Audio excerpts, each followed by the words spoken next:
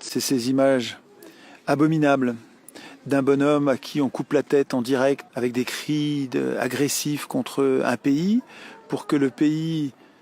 Enfin, à mon avis, c'est évidemment une manipulation, quoi, hein. L'objectif, et ça fonctionne, ce qui me terrifie, c'est que ça fonctionne, c'est de déclencher notre émotion, évidemment notre révulsion. On est complètement révolté par cette image-là.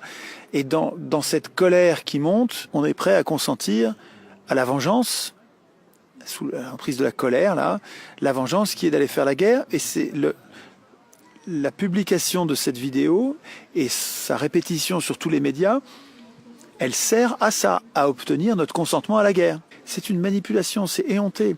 Je voudrais souligner que mettre en scène pour exagérer la portée d'un événement qui est petit pour le rendre grand, petit, ça vous choque que je dise petit pour un égorgement? Mais c'est que moi je le compare à 1 million de morts en Irak, la dernière guerre. 1 million de morts. 1 million! Égorgés, éventrés, trucidés, explosés, assassinés par balle, morts de faim.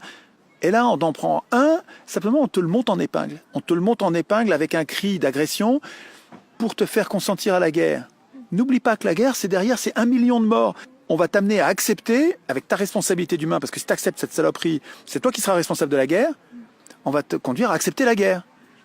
Il ne faut pas accepter la guerre. Voilà, il ne faut pas accepter la guerre. La seule guerre qui vaille, c'est la guerre de défense. Minimaliste, on se défend. Point barre.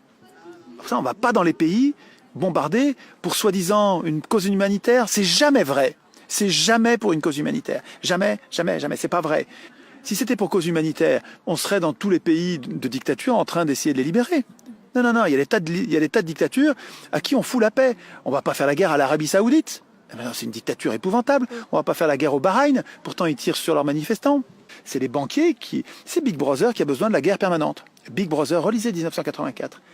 Big Brother, pour obtenir la docilité, pour obtenir le contrôle total de la société, a besoin de guerre permanente. Et donc, il les organise. Alors, je veux dire, on se fout de la gueule du monde avec les terroristes, entre guillemets, qui servent à nous terroriser, nous.